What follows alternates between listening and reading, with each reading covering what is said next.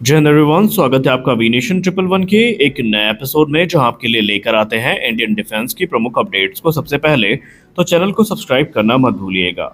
हाल ही में हमने एक रिपोर्ट कवर करी थी, जहां पर हमने आपसे कहा था कि भारत के रक्षा मंत्रालय की तरफ से कावेरी इंजन प्रोग्राम को लेकर जो एडिशनल फंड्स हैं वो एलोकेट किए गए हैं, और इन फंड्स के बाद जो इनका डेवलपमेंट प्रोग्राम है वो काफ़ी तेज़ी के साथ आगे बढ़ने वाला है।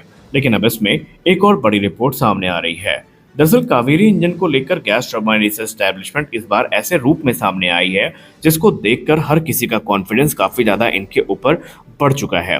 गैस टरबाइन रिसर्च एस्टैब्लिशमेंट ने सालों तक जो अनुभव प्राप्त किया, जो एक्सपर्टीज प्राप्त करी, ऐसा लगता है कि अब गैस टरबाइन रिसर्च एस्टैब्लिशमेंट उनको यूटिलाइज करने, उनको यूज करने के लिए पूरी तरीके से तैयार है। अब अगर हम रिपोर्ट्स की बात माने तो जो फंड्स इशू करे गए हैं कावेरी डेरिवेट इंजन के लिए, ये ना सिर्फ इंजन प्रोग्राम को एसेलरेट करेंगे, डेवलपमेंट को एसेलरेट करेंगे, बल्कि इंजन की जो इंटीग्रेशन कॉस्ट है इसको भी कवर करेंगे। ये जो फंड्स रिलीज किए गए हैं इसमें जो आफ्टर बर्नर वेरिएंट है ओल्डर लिमिटेड सीरीज प्रोडक्शन का, उसको भी ऐड किया जाएगा, और आफ्टर बर्नर के साथ जो कावेरी डेरिवेट इंजन है उनकी टेस्टिंग होगी। सबसे खास बात तो यहाँ पर ये होने वाली है कि जो लिमिटेड सीरीज प्रोडक्शन का तेजस फाइटर एयरक्राफ्ट है, इसको फ्लाइंग टेस्ट बेड के तौर पर यूज करने के लिए गैस टरबाइन एस्टैब्लिशमेंट ने एक तरह की जिद ठान ली है। उनका कहना है कि आफ्टर बर्नर के साथ ओल्डर लिमिटेड सीरीज प्रोडक्शन के जो एयरक्राफ्ट हैं इनको हम फ्लाइंग टेस्ट बेड के तौर पर यूज करेंगे, ताकि हमारे जो एम्बिशियस टाइमलाइन है उसको शॉर्ट किया जा सके। उनका ये भी एम है कि हम जो इसका इंटीग्रेशन है कावेरी इंजन का तेजस में 2028 तक पूरा कर सकते हैं। जी हाँ, उन्होंने कहा कि कावेरी इंजन का इंटीग्रेशन हम तेजस में 2028 तक पूरा कर सकते हैं, ताकि आगे की टेस्टिंग को हम पूरा कर सकें। और अगर जो चीज़ वो सोच के चल रहे हैं वो चीज़ें वैलिडेट हो जाती हैं तो यकीन मानिए कावेरी 2.0 इंजन सिर्फ हमारी परिकल्पनाओं तक सीमित नहीं रहेगा, बल्कि वास्तविकता का रूप भी लेगा। कावेरी इंजन का निर्माण ही इसी उद्देश्य के साथ किया गया था 1980 के दशक में कि ये लाइट कॉम्बैट एयरक्राफ्ट तेजस को पावर करेगा, लेकिन अपने शुरुआत के साथ ही इसको न्यूमरस चैलेंजेस को फेस करना पड़ा। अब इसमें इनसफिशिएंट थ्रस्ट भी था, वेट इश्यूज भी थे, और जो सर्टिफिकेशन स्टैंडर्ड है उनको ये मीट भी नहीं कर पा रहा था, उसमें डिले लगातार फेस हो रही थी। ओरिजिनली इस इंजन को इस प्रकार से डिज़ाइन किया गया था कि ये 81 से 85 किलोमीटर का थ्रस्ट जनरेट करें आफ्टर बर्नर के साथ में, लेकिन एक्सपेक्टेशन और रियलिटी में थोड़ा फ़र्क दिखा, क्योंकि एक्सपेक्टेशन ये थी कि हम 85 किलोमीटर का थ्रस्ट प्राप्त करें, लेकिन रियलिटी ये थी कि मैक्सिमम थ्रस्ट हम 71 से 73 किलोमीटर का ही प्राप्त कर पा रहे थे। यानी कि इसमें एक जो मेजर गैप था वो इसके तेजस में शामिल ना होने की एक बड़ी वजह बना। और फिर इसको छोड़ करके जो general electric F404 IN20 engine है उसको सेलेक्ट किया गया, और वही इंजन इस समय तेजस मार्क 1 और मार्क 1A को पावर कर रहा है।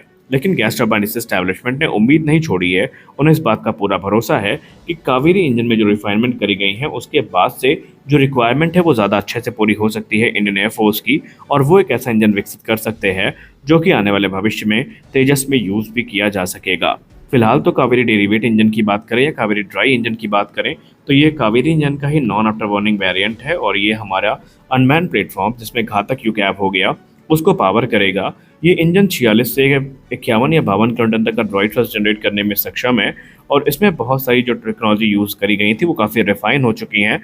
बहुत सारे हर्डल्स थे जो रेक्टिफाई किए जा चुके हैं। अब ये इम्प्रूव्ड इंजन भारत को काफ़ी ज़्यादा कॉन्फिडेंस दे रहा है। यहाँ पर जो रिसेंट एडवांसमेंट करी गई है उसमें हमें इम्प्रूव्ड कंप्रेसर एफिशिएंसी देखने को मिलती है, सिंगल क्रिस्टल ब्लेड टेक्नोलॉजी देखने को मिलती है, इन्हांस्ड थर्मल मैनेजमेंट देखने को मिलता है, और यही सारी चीज़ें इस इंजन को काफ़ी ज़्यादा स्टेबल बना रही हैं।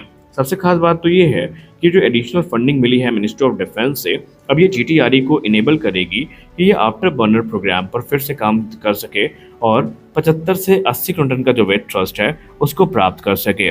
और अगर 75 से 80 किलोमीटर का भी थ्रस्ट प्राप्त हो जाता है और वो स्टेबल होता है तो कावेरी 2.0 के लिए काम शुरू करना इनके लिए काफ़ी आसान हो जाएगा।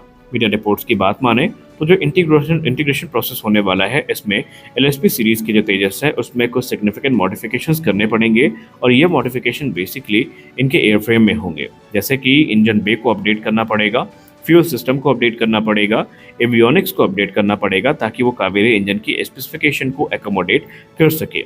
रही बात आफ्टर बर्नर की, तो इसको इस प्रकार से डिज़ाइन किया गया है कि ये जो कॉम्बैट मनूवर है एयरक्राफ्ट का और सुपरसोनिक फ्लाइट है उसको बूस्ट कर सके, और इसको पहले तो रिगरस ग्राउंड टेस्टिंग से गुजरना पड़ेगा जो कि GTRE की बेंगलोर फैसिलिटी में किया जाएगा इंटीग्रेशन से पहले। यानी कि आफ्टर बर्नर के साथ इंटीग्रेट होकर जो इंजन है, ये पहले ग्राउंड बेस्ड टेस्ट फैसिलिटी पे टेस्ट किया जाएगा। जब वहाँ पर इनके क्रिटिकल पैरामीटर्स में मीट हो जाएंगे, तो उसके बाद ये देखा जाएगा कि कैसे इसको फ्लाइंग टेस्ट बेड में यूज़ किया जाना है। और जो फ्लाइंग टेस्ट बेड है, वो इनके क्रिटिकल पैरामीटर्स को वैलिडेट करेगा, जैसे कि थ्रस्ट टू वेट रेशियो हो गया, फ्यूल एफिशिएंसी हो गई, और अलग अलग एल्टीट्यूड और स्पीड में इनकी परफॉर्मेंस हो गई। और उसके बाद सारी चीज़ें वैलिडेट होने के बाद इंडियन एयरफोर्स ये इंश्योर करेगी कि उनको इस प्रोग्राम को मंजूरी देनी है या नहीं। जीटीआरई की 2028 की जो टाइमलाइन है, वो उनके कॉन्फिडेंस को रिफ्लेक्ट करती है कि इंजन की मैच्योरिटी कहाँ तक पहुँच चुकी है। क्योंकि जाहिर सी बात है कि अगर मैन्युफैक्चरर ही इस प्रकार की टाइमलाइन दे रहा है, तो कहीं ना कहीं उसका कॉन्फिडेंस बोल रहा होता है कि हाँ, अब मैं ये काम कर सकता हूँ। और ये चीज़ें काफ़ी हद तक भारत के हित में भी हैं। कावेरी डेरिवेट इंजन की बात करें तो केटीई का जो कोर है, उसका जो हाल ही में ग्राउंड टेस्ट किया गया था, उसमें उसने काफ़ी आश्चर्यजनक स्टेबल परफॉर्मेंस दी थी। और ये सारी चीज़ें पहले भी भारत ने काफ़ी ज़्यादा पैसा खर्च किया था इसके लिए, और आज उसका फल हमें देखने को मिल रहा है। सबसे खास बात तो ये है कि भारत ने जो की चैलेंजेस को एड्रेस किया है, जिसमें कंबस्टर स्टेबिलिटी हो गई या फिर आफ्टर बर्नर इग्निशन हो गया, इन सब में भारत ने इंडिजिनस मटेरियल्स का और मैन्युफैक्चरिंग प्रोसेस का यूज़ किया है।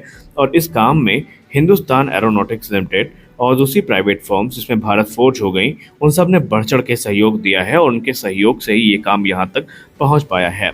लेकिन इन सारी चीज़ों के बावजूद भी अभी हमारे पास चैलेंजेस की कमी नहीं है। अभी हमें सिर्फ इतना पता है कि कावेरी इंजन तेजस में इंटीग्रेट किया जाएगा, लेकिन उसके बाद क्या होगा, इसके बारे में अभी भी अनिश्चितता के बादल मंडरा रहे हैं। लेकिन हम ये आशा करते हैं कि तेजस में जो इनका इंटीग्रेशन है, वो काफ़ी प्रिसाइज हो और तेजस की रिक्वायरमेंट को ये पूरा करने में सक्षम हो, और आज नहीं तो कल ये इंजन हमें देखने को मिल जाए। लेकिन यहाँ पर अगर कोई भी कह सकते हैं दिक्कत अगर आती है, तो ये प्रोग्राम फिर से दिक्कतों का सामना करेगा। लेकिन हम आशा करते हैं वो नौबत ना आए, क्योंकि एलएसपी तेजस को टेस्ट बेड के तौर पर यूज़ करने के बाद अगर सारी चीज़ें वैलिडेट हो जाती हैं, तो फिर 90 किलोटन का जो कावेरी 2.0 है, उसे आने से कोई रोक नहीं पाएगा। अब आप में से बहुत सारे लोग ये सवाल पूछेंगे कि सिंगल इंजन तेजस ही क्यों, दूसरा एयरक्राफ्ट कोई क्यों नहीं? तो जाहिर सी बात है भाई, हमारे पास दूसरे एयरक्राफ्ट है ही नहीं जिनको हम फ्लाइंग टेस्ट बेड के तौर पर यूज़ कर पाए। फ्लाइंग टेस्ट बेड के बारे में मैंने भी कल या परसों कहा था कि 2000 के दशक से ही हम लोग इसकी तलाश कर रहे हैं। शुरुआत सफ़र की हुई थी IL-26 के खरीद से लेकर, जहाँ पर वो प्रोग्राम कभी अपने अंतिम चरण तक पहुँच नहीं पाया। उसके बाद बारी आई MiG-29A की, जो भी अपने अंतिम चरण तक नहीं पहुँच पाया। फिर SU-30 MKI को कंसीडर किया गया, बड़ी इंजन बे और मेजर मॉडिफिकेशंस के चलते उनके लिए भी मंजूरी नहीं मिली। और अब यहाँ पर उम्मीदें टिकी हुई हैं लिमिटेड सीरीज प्रोडक्शन यानी LSP तेजस से, और हम आशा करते हैं कि मिनिस्ट्री ऑफ डिफेंस अब अपने कदम पीछे नहीं खींचेगी, और जो रक्षा मंत्री जी ने कहा था कि कावेरी इंजन जैसे प्रोग्राम पर हमें ध्यान देने की ज़रूरत है, वो उस पर बने रहेंगे। तो इस वीडियो में बस इतना ही। मिलते हैं अगले वीडियो में, तब तक के लिए जय हिंद।